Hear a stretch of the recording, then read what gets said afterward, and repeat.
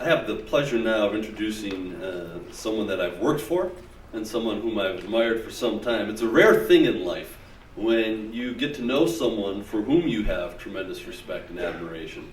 In my last job in Washington, I had that opportunity with today's keynote speaker, Senator Gary Hart, when he served as chairman of the American Security Project, where I served as executive director. Senator Hart has been a life of service, from politics at the highest level to teaching, scholarship, and public leadership. I first became to know him at a very mature age in 1984, and watching his campaign for the presidency. And I came to admire him because he was and is a thought leader. First elected to the Senate from his home state of Colorado in 1974, Senator Hart was reelected in 1980. And during his 12 years in the Senate, he served on the Senate Armed Services Committee, where he specialized in nuclear arms control and was an original member of the Military Reform Caucus. He also served on the Senate Environment Committee, the Budget Committee, and the Intelligence Oversight Committee. During his Senate years, he played a leadership role in major environmental and conservation legislation, military reform initiatives, new initiatives to advance the information revolution, and new directions in foreign policy. He's widely recognized as among the first to forecast the end of the Cold War. At the end of the 1990s, Senator Hart served as co-chair of the U.S. Commission on National Security of the 21st Century, also known as the Hart-Rudman Commission, leading the most comprehensive review of U.S. national security since 1947. And what did they do? Well, they warned of terrorist attack on American soil and proposed a sweeping overhaul of U.S. national security well before the 9/11 attacks gave urgency to new thinking about the threats we face. That is perhaps what has always impressed me most about Senator Hart. He has an ability to see patterns and appreciate context where others just see events. It's no wonder then that he is chair of the Threat Reduction Advisory Council at the Department of Defense and was vice chair of the Secretary of Homeland Security's Advisory Council. Since retiring from the Senate, Senator Hart has been very busy. You can read his whole bio in the program. I've just skimmed it. But let me point out that he is the author of 20 books. I've read many of them, and I encourage you to. But if you take just two examples, his autobiography and his latest novel, and both, I should note, are for sale along with other books by other authors at today's event out in the lobby. If you take those two examples, you'll find an author with a gift for narrative, insight into the human condition, and a perspective on American politics that very few will ever have. In 1984 and in 1988, Senator Hart was a candidate for his party's nomination for the presidency. On March 13th, 1984, the people of Rhode Island proclaimed rather enthusiastically that they wanted you to be the Democratic nominee for President of the United States. I know there are people in the room today who traveled to San Francisco that year to vote for your name to vote for you at the Democratic National Convention. And so I'm delighted to say to you, Senator, welcome back to Rhode Island. Ladies and gentlemen, Senator Gary Hart.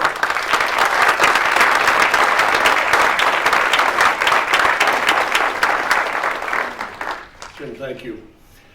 Sister Jane Garrity and Sister Therese and all the faculty and administration of this great university, I am delighted and honored to be with you, and particularly given the theme of this discussion today, and we'll turn to that presently.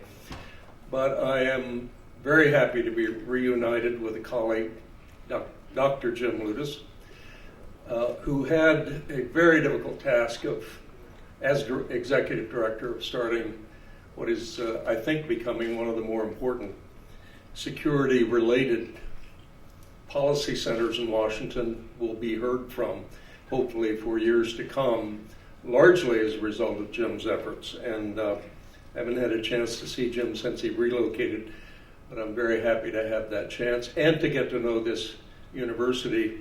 Not well known, I must say, in the mountains of Colorado, but I've done some research, and it is an extraordinary place, and I know that all of you affiliated with it are very proud not only for what it represents in Newport and Rhode Island and New England, but I think increasingly in learning centers throughout our country. And then finally, it's an honor to pay tribute to a dear and esteemed colleague, Senator Claiborne Pell, with whom I had the privilege of serving for 12 years at a time when I'm tempted to start sounding like an old codger now. There were better times in politics.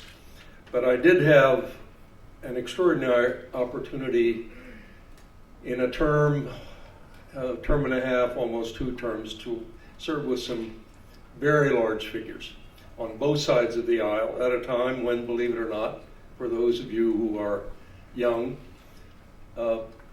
people across the aisle did get along pretty much and did solve national problems and make the country work better. And it was because of the size and scale and scope of their personalities and characters and their sense of the national interest that the Senate of that day set a standard that would be, I think, among the highest in the history of this great republic. So that was that chance to serve with Claiborne and many, many others of his caliber at that time was, for a young man, a very amazing experience, and I'll always treasure it. I've said repeatedly to my wife, particularly in recent days, that serving in that Senate of the 70s was far and away the highlight of my life, and to get to know people of the magnitude and caliber of people like Claiborne was an extraordinary experience. We're here to talk about storytelling and in the arena of the public square, and if we count pictures as a form of storytelling, we humans have been telling each other stories since we painted pictures on the walls of caves. There seems to be an elemental human need to tell each other and our children stories about ourselves, about our search for heroes, about our search for meaning, and perhaps most of all about our search for home.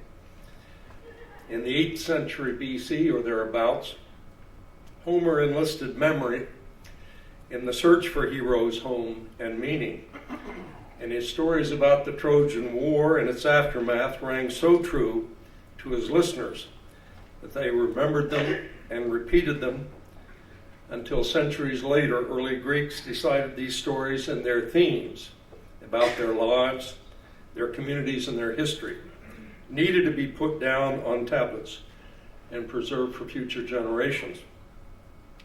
No one quite understands why we have this need to tell our stories, to let humans yet unborn know who we were, what we did, and why we did it. It's intuitive, and it seems to be innate. But somewhere in this elemental need are the roots of history itself. For what is history but the written record of our deeds, the more or less factual account of the stories received from our ancestors? Stories are often organized around myths, and as Joseph Campbell taught us, myths have powerful and often universal resonance. Great and prevailing myths contain our deepest hopes and fears. Great literature, enduring stories, simply keep foundation myths alive. Of these, none is more enduring than the human search for home. After 20 years of war and adventure, will Odysseus finally get back to Ithaca and Penelope? Thus, the advent of the universal Odyssey theme. 2.5 millennia later, James Joyce asks the same question about Leopold Bloom in early 20th century Dublin.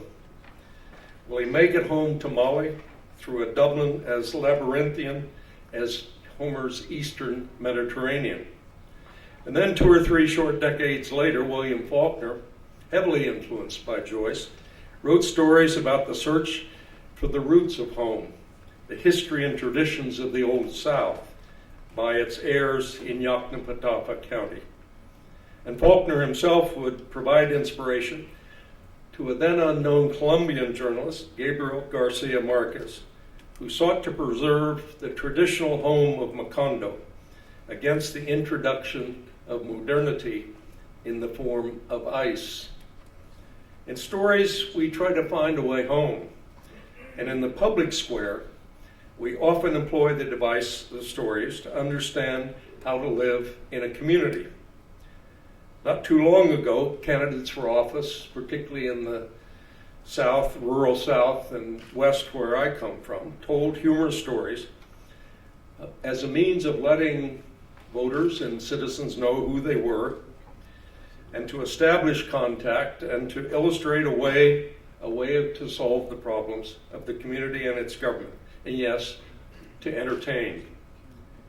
We need look no further during our current Lincoln revival than to Abe Lincoln himself as the consummate storyteller in the public square. And storytellers in the public square needn't be politicians, of course. Think of Mark Twain and Will Rogers, among many others. Ironically, the modern instrument of entertainment, television, replaced the candidate as storyteller and even made him a buffoon.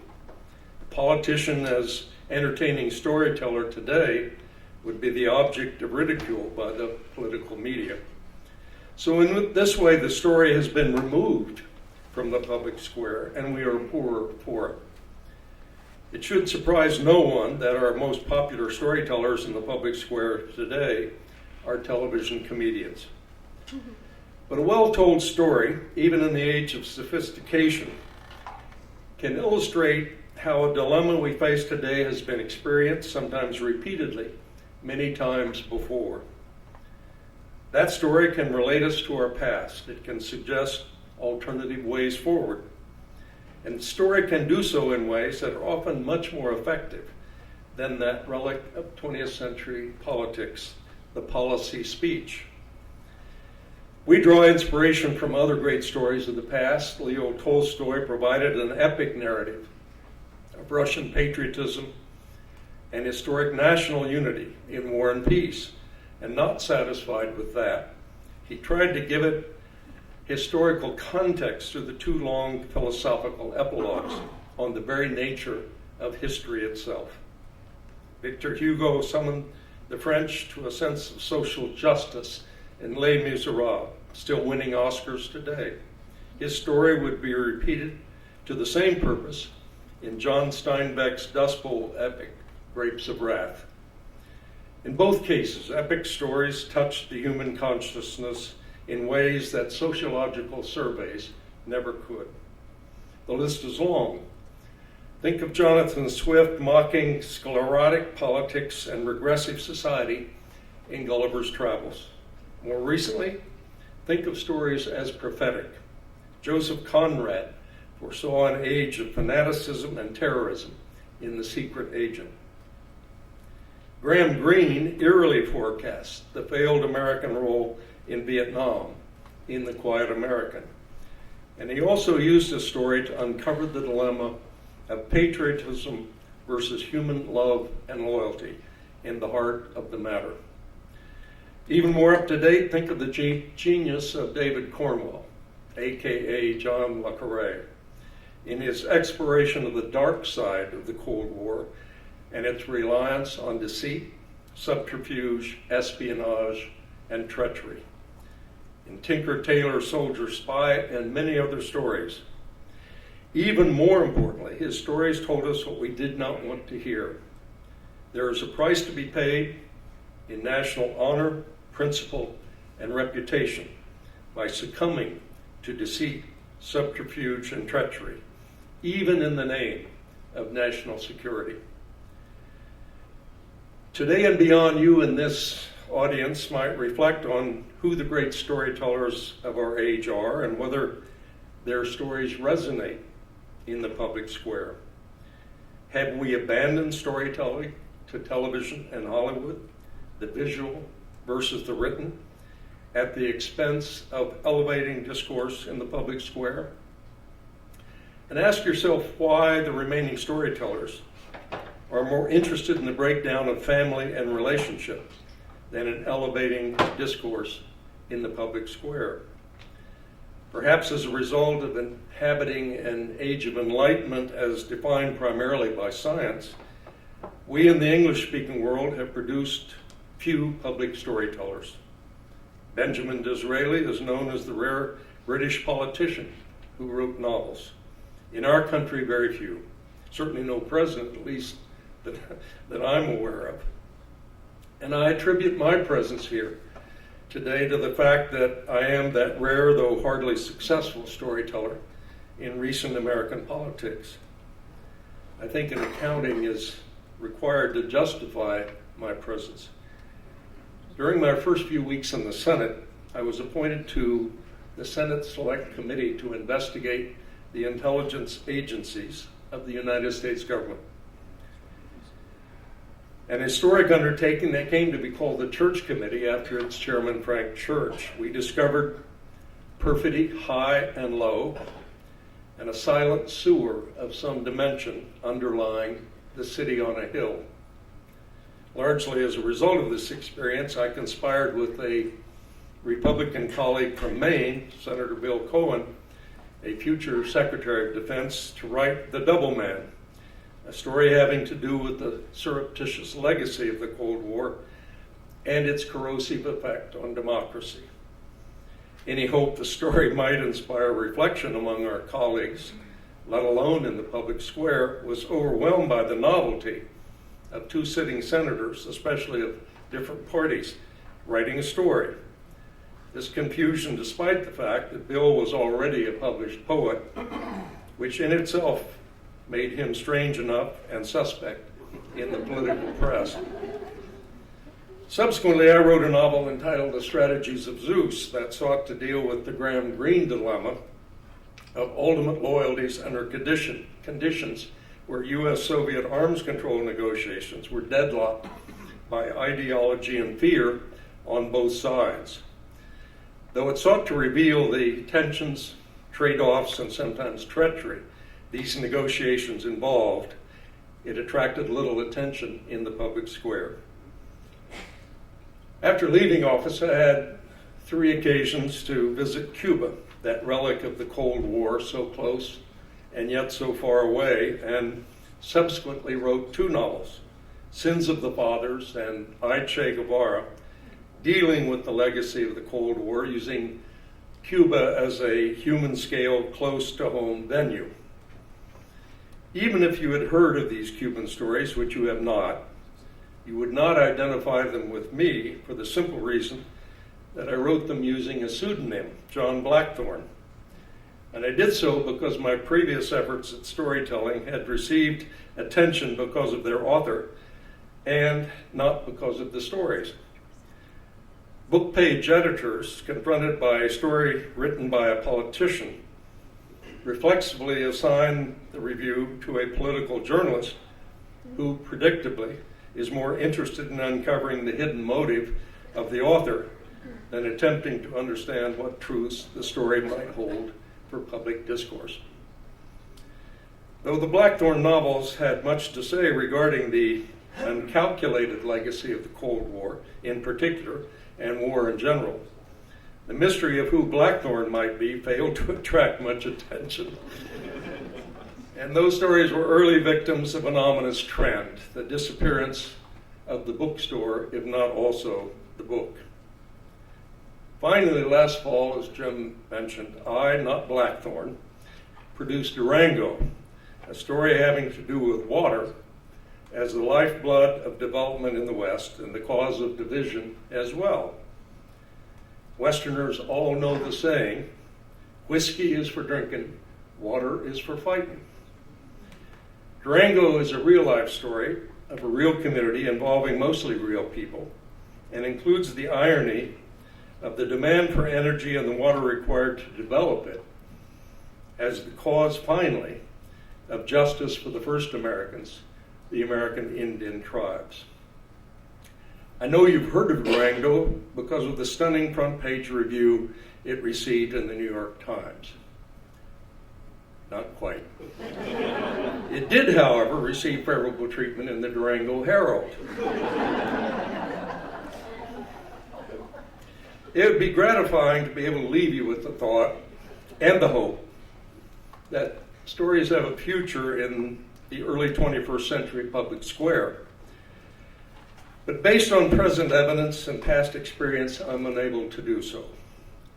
Perhaps what's required is a new definition of the public square. If it's defined in traditional terms as official Washington, literary New York, cable television, and Hollywood, I hold out little, if any, hope.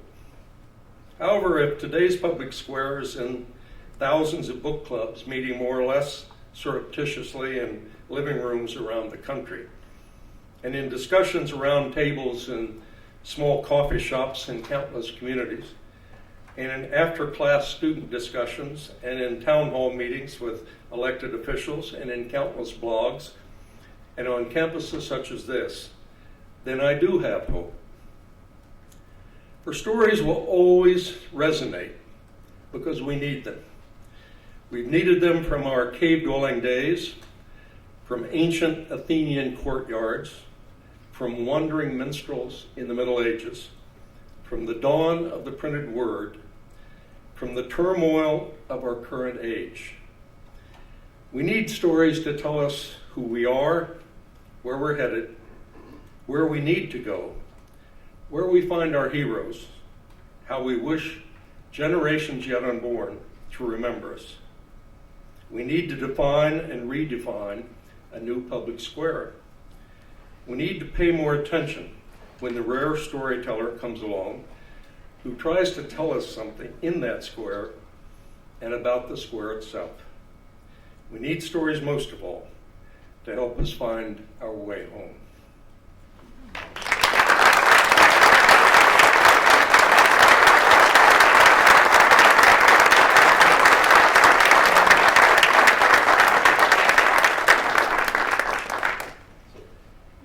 Do we have a couple of microphones for some questions? They're coming. Or you can translate for me. Yeah. I have a secret to tell you. I wouldn't ordinarily do so. And none of you here will realize this, but when your hair turns the color of mine, your hearing goes. So for those of you with a soft voice, So there are a couple microphones. If you have Dr. a Lewis question, will translate for me. raise your hand and the microphone will come to you. I'm sort of blinded by that side. There we go. Senator, I'd be interested in your reflections on how the CIA and other agencies have reverted to many of the same practices that the Church Commission investigated some decades ago. How the public reverted to some of the practices that you explored a couple of decades ago in the church. I should say having lost my security clearance, I haven't, though, actually. So I should be able to answer that question better. What happened was this. This all transpired 75, 76 in the wake of Watergate and was more or less a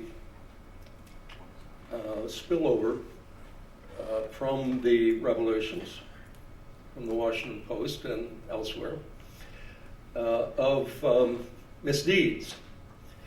And what we were tasked with by the Senate in terms of this select committee, which is a special committee. There were 11 of us, 6 Democrats, 5 Republicans. I was the youngest, as I recall.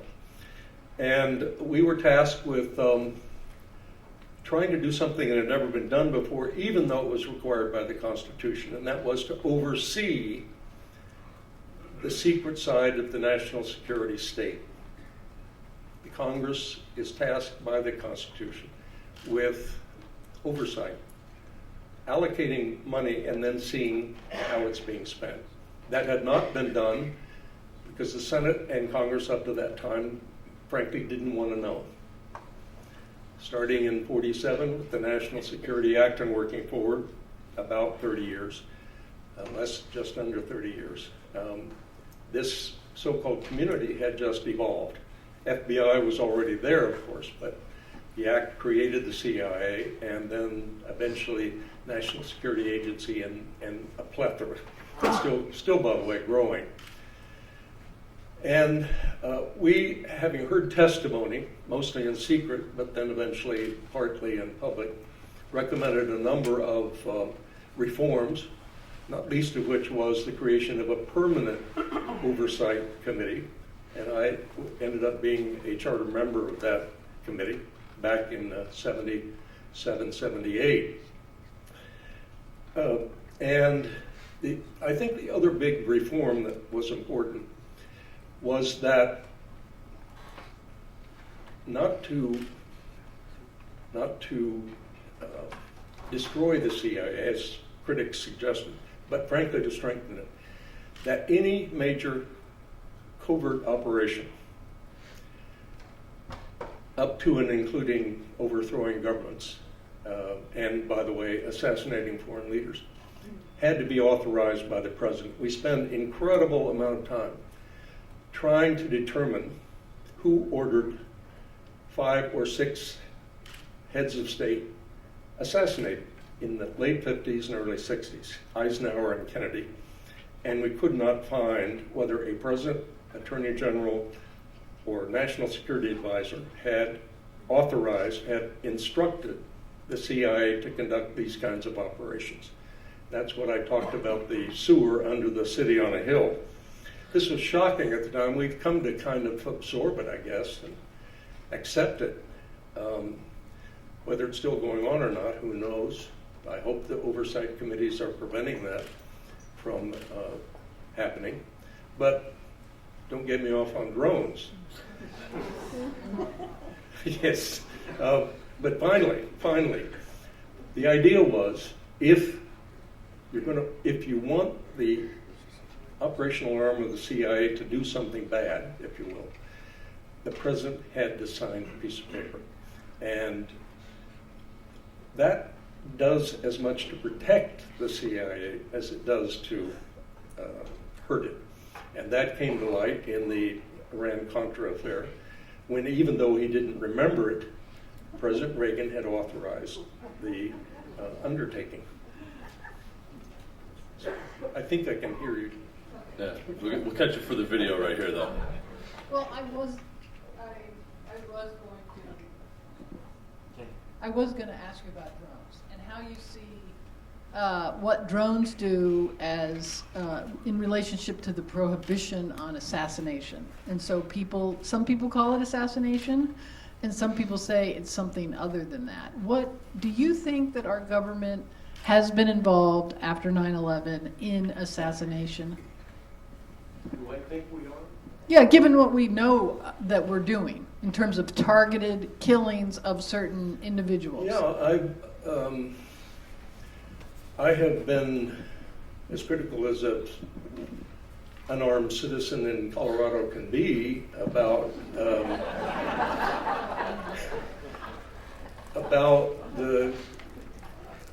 the use of, the whole drone business, and it all flows from that experience of the church committee. It is a nation such as ours that holds itself out around the world to high standards better meet those standards. And that's where we find ourselves in trouble. And the whole phrase, if I heard it one time, I heard it 10,000 times in 12 years in the Senate and since, is national security. And Ms. Priest knows as well as anybody in this country how that phrase is used and abused on a daily basis, and how it's was used in the Cold War days, and since then, in the age of terrorism, to justify all kinds of things that otherwise would not be countenanced by our founding fathers or the principles we uphold. And it can be explained in one word: expediency. Expediency. There's some of you may have seen, a lot of you may have seen a movie called help me with this movie. What? The Jack Nicholson movie where he's a Marine colonel. Few Good Men. Yeah, and he says, he gives that speech on the stand about we're on the wall, we're protecting you. You want people like me on that wall, and that was pretty close to a basic human truth. We as Americans want our country and our government to stand for the highest principles, but don't let anyone hurt us. And if you have to do some things against those principles to prevent us from being hurt, don't tell us about it. Well, I don't think we can have it that way. And frankly, in an age of full disclosure, the other thing I discovered out of this experience is there are no secrets. There are no secrets. It all comes out eventually. And so the expedient thing is there's a terrorist in a village. We've got an ability to kill him and a few others in the process. And we're going to do it. And we'll worry about it later. And the American people will be happy with us for doing it. It's a dilemma. It is not a simple matter. But I just simply don't like the drone defense, if you want to call it that. Ladies and gentlemen, please give a warm round of applause.